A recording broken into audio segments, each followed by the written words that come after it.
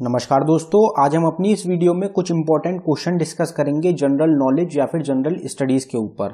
तो आप सबको पता ही है, हमने 3000 क्वेश्चन की एक सीरीज स्टार्ट करी थी जिसका 36 पार्ट आज हम इस वीडियो में डिस्कस करेंगे। अगर आपने पहले के पार्ट अभी तक नहीं देखे हैं तो उनका लिंक आपको डिस्क्रिप्शन में मिल जाएगा। आप हमारे डिस्क्रिप्शन में जाके पहले के पार्ट्स देख सकते हैं। अगर आपको हमारी वीडियो पसंद आए तो वीडियो को लाइक करें, और अगर आपने अभी तक चैनल को सब्सक्राइब नहीं किया है तो आप हमारे चैनल को सब्सक्राइब कर लें। तो चलिए स्टार्ट कर लेते हैं हमारी वीडियो। देखते हैं पहला क्वेश्चन क्या है। तो हमारा पहला क्वेश्चन है, who gave the theory of supply and demand. तो सप्लाई एंड डिमांड की जो थ्योरी दी गई थी ये किसके द्वारा दी गई थी? तो हमारा आंसर हो जाएगा एल्फ्रेड मार्शल। एल्फ्रेड मार्शल जो है इनके द्वारा दी गई थी थ्योरी सप्लाई और डिमांड की। तो ये एक इंपॉर्टेंट क्वेश्चन रहता है, जो सप्लाई और डिमांड होता है इसकी जो थ्योरी होती है वो दी गई थी एल्फ्रेड मार्शल के द्वारा। Which country handed over the Mi-24V helicopter to Afghanistan, boosting the capability of the Afghanistan Air Force? तो कौन सी कंट्री है जिन्होंने दिए हैं Mi-24V हेलीकॉप्टर्स अफगानिस्तान कंट्री को, जिससे कि जो उनकी अफगान एयरफोर्स है उसकी पावर बढ़ाई जा सके? तो हमारा आंसर हो जाएगा इंडिया। तो इंडिया जो है भारत के द्वारा दिए गए हैं Mi-24V अटैक हेलीकॉप्टर्स अफगानिस्तान को। तो ये जो डील्स होती हैं ये भी इंपॉर्टेंट रहती हैं, इस टाइप के क्वेश्चंस भी एग्जाम में पूछे जाते हैं। जैसे कि भारत ने जो अभी प्रेजेंट टाइम में राफेल एयरक्राफ्ट जो हैं उनकी जो डील करी गई है फ्रांस के साथ, तो आपको कंट्री याद रखनी है किसके साथ करी है। तो इंडिया ने करी है 36 राफेल की डील फ्रांस के साथ। फ्रांस जो कंट्री रहेगी वो इंपॉर्टेंट रहेगी। अगला क्वेश्चन देखते हैं हमारा, which country was the first one two implement the goods and service tax, जिसको कि हम जीएसटी के नाम से जानते हैं। तो पहली कंट्री कौन सी थी जिन्होंने इम्प्लीमेंट करा था जीएसटी को, गुड्स एंड सर्विसेज टैक्स को? तो हमारा आंसर हो जाएगा फ्रांस। तो फ्रांस जो थी ये पहली कंट्री थी जिनके द्वारा इम्प्लीमेंट करा गया था या फिर लागू करा गया था जीएसटी को, गुड्स एंड सर्विसेज टैक्स को। Which among these design the statue of unity. तो स्टैचू ऑफ यूनिटी जो है जो कि डेडिकेटेड है सरदार वल्लभ भाई पटेल को, कहां पे है, कौन सी स्टेट में है? तो ये रहेगा गुजरात स्टेट में। ये दुनिया का सबसे लंबा सबसे बड़ा स्टैचू है। तो ये किसके द्वारा डिजाइन करा गया था? तो हमारा आंसर हो जाएगा रामवी सुतर। रामवी सुतर जो है इनके द्वारा डिजाइन करा गया है statue of unity. Chakma tribe belongs to which of the following state of India. तो चकमा ट्राइब जो है ये इंडिया की कौन सी स्टेट को बिलोंग करती है, कौन सी स्टेट की है? तो हमारा आंसर हो जाएगा असम। तो असम जो स्टेट है इंडिया की वहां से बिलोंग करती है चकमा ट्राइब। तो जो ट्राइब्स होती हैं ये भी इंपॉर्टेंट रहती हैं, इनके भी क्वेश्चंस एग्जाम में पूछे जाते हैं। तो चकमा ट्राइब जो है ये है असम स्टेट की। Who introduced the subsidiary alliance in India. तो सब्सिडरी अलायंस जो होती है ये हिंदुस्तान में किसके द्वारा इंट्रोड्यूस करी गई थी? तो हमारा आंसर हो जाएगा Lord वेलिस्ले।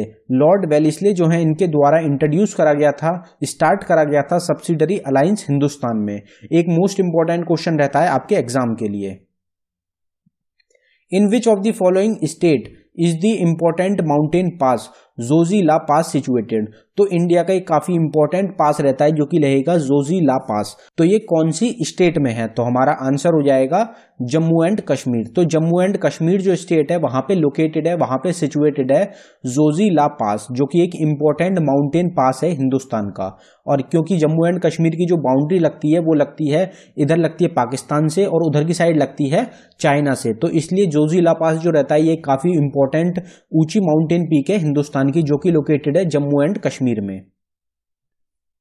The water proof part of the skin is known as. तो हमारी जो स्किन होती है उसका जो वाटर प्रूफ पार्ट होता है, जो कि हमारी बॉडी को, जो हमारी इनर बॉडी होती है उसको वाटर से प्रोटेक्ट करता है, तो उसका क्या नाम होता है? तो हमारा आंसर हो जाएगा एपिडर्मिस। तो एपिडर्मिस जो होता है ये एक पार्ट होता है हमारी स्किन पे जो कि वाटर प्रूफ होता है। ये पार्ट जो होता है ये वाटर प्रूफ होता है, इसके आर पार पानी जो होता है वो नहीं जा सकता।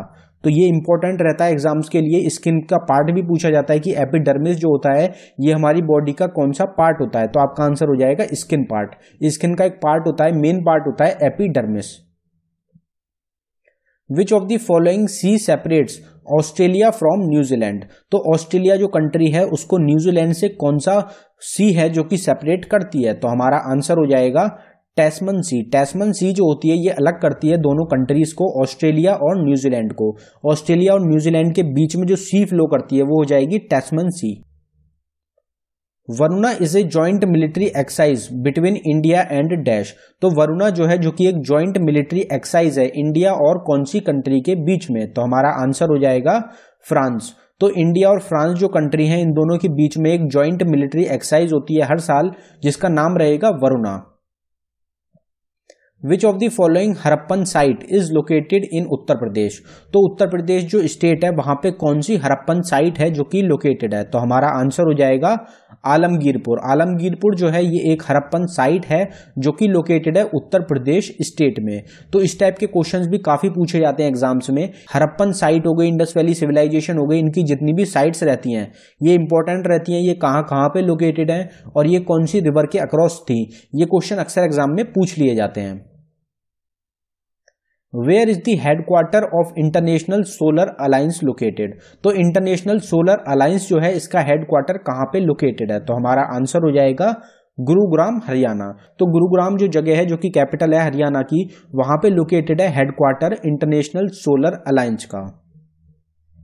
विच of the following lakes is called only floating lake in the world. तो दुनिया का इकलौता फ्लोटिंग लेक किस लेक को कहा जाता है, तो हमारा आंसर हो जाएगा लोकटक लेक। तो लोकटक लेक जो है ये कहाँ पे लोकेटेड है, ये लोकेटेड है मणिपुर में।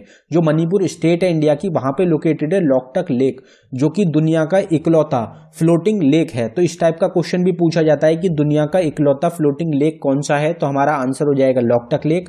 या फिर ये पूछा जा सकता है कि लोकटक लेक जो है ये कौन सी स्टेट में लोकेटेड है, तो आपका आंसर हो जाएगा मणिपुर। मणिपुर में सिचुएटेड है Loktak lake. Which organ converts ammonia to urine for excretion. तो अमोनिया को यूरिन में कौन सा ऑर्गन होता है जो कि कन्वर्ट करता है एक्सक्रीशन के लिए, तो हमारा आंसर हो जाएगा लीवर। लीवर जो होता है हमारी बॉडी का एक ऑर्गन होता है जो कि रेस्पॉन्सिबल होता है अमोनिया जो होता है उसको कन्वर्ट कर देता है ये यूरिन में, और जिससे कि एक्सक्रीशन करा जा सके यूरिन का। तो ये जो क्वेश्चन होता है ये भी एक इंपॉर्टेंट क्वेश्चन रहता है आपके एग्जाम्स के लिए। Which of the following charter act changed the designation of Governor General of Bengal to the Governor General of India। तो कौन से चार्टर एक्ट के थ्रू जो गवर्नर जनरल ऑफ बंगाल है उसको बदलकर गवर्नर जनरल ऑफ इंडिया कर दिया गया था, तो हमारा आंसर हो जाएगा चार्टर एक्ट ऑफ 1833। तो चार्टर एक्ट ऑफ 1833 जो था इसके द्वारा जो गवर्नर जनरल ऑफ बंगाल थे उनको बदलकर कर दिया गया था गवर्नर जनरल ऑफ इंडिया। तो ये भी एक इंपॉर्टेंट क्वेश्चन रहता है एग्जाम्स के लिए। Neeraj Chopra is associated with which of the following games. तो इस टाइप के क्वेश्चंस भी काफी पूछे जाते हैं एग्जाम्स में कि ये पर्सनैलिटी जो है ये कौन सी फील्ड से रिलेटेड है। तो नीरज चोपड़ा जो है ये कौन से गेम से रिलेटेड है, तो हमारा आंसर हो जाएगा जेवलिन थ्रो। जेवलिन थ्रो जो गेम होता है उसके काफी फेमस प्लेयर हैं नीरज चोपड़ा। तो ये आपको याद रखना है, पहले भी हम अपने चैनल पे इस क्वेश्चन को डिस्कस कर चुके हैं।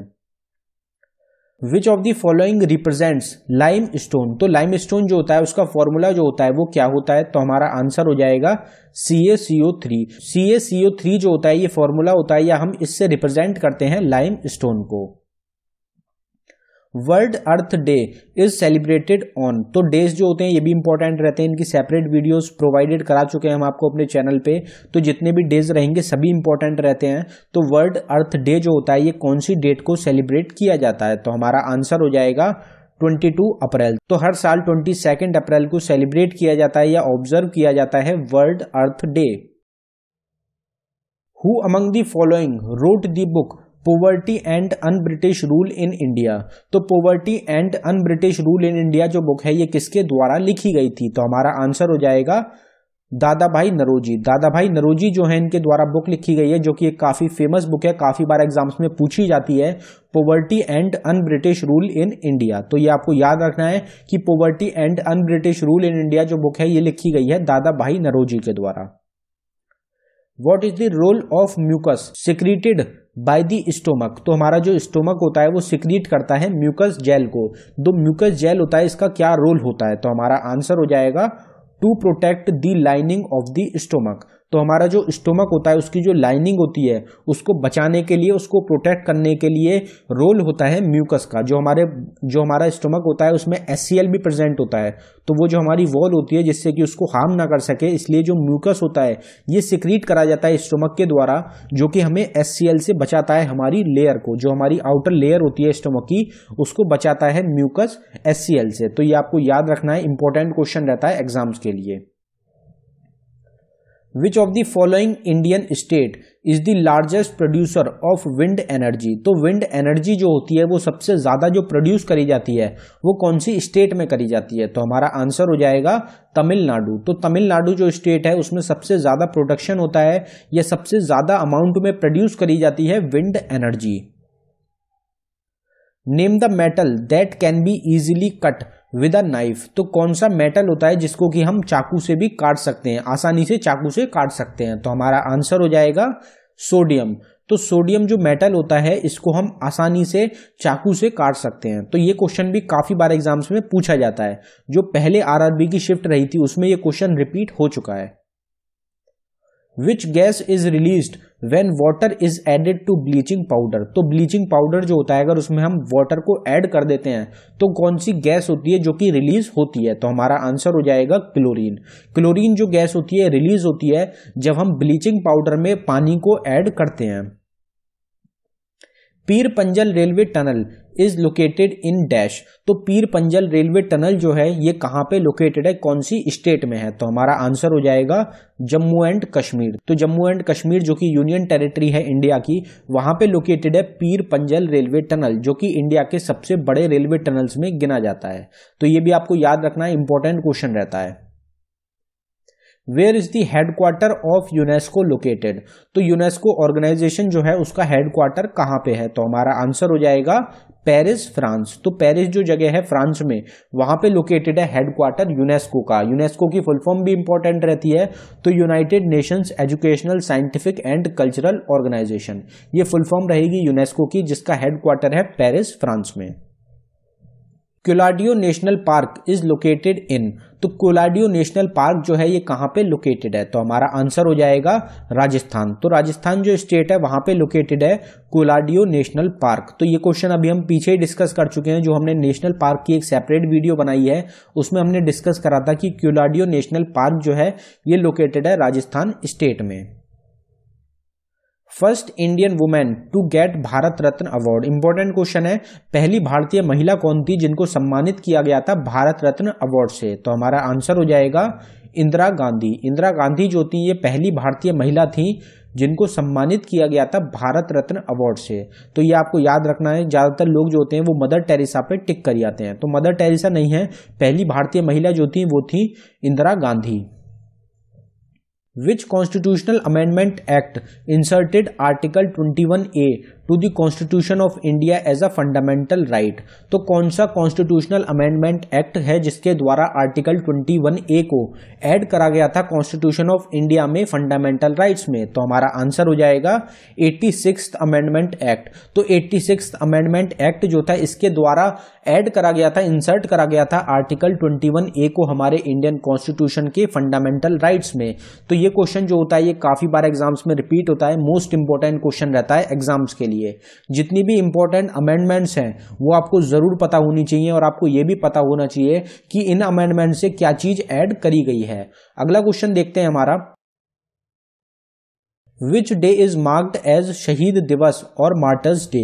तो कौन सा दिन है जिसको कि शहीद दिवस या फिर मार्टर्स डे के नाम से जाना जाता है? तो हमारा आंसर हो जाएगा 23 मार्च। तो 23 मार्च जो होता है इसको शहीद दिवस और मार्टर्स डे के नाम से जाना जाता है। ये जो डेट होती है ये शहीद दिवस के नाम पे क्यों मनाई जाती है? क्योंकि 23 मार्च 1931 को फांसी लगाई गई थी भगत सिंह को, सुखदेव को और राजगुरु को। इन तीनों लोगों को फांसी पे चढ़ाया गया था 23 मार्च 1931 को, इसलिए हर साल ऑब्जर्व किया जाता है या फिर मार्क करा जाता है शहीद दिवस या फिर मार्टर्स डे 23 मार्च को।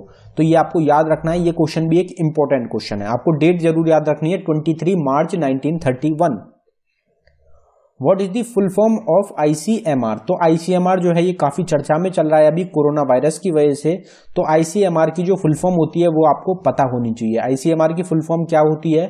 तो हमारा आंसर हो जाएगा Indian council of medical research.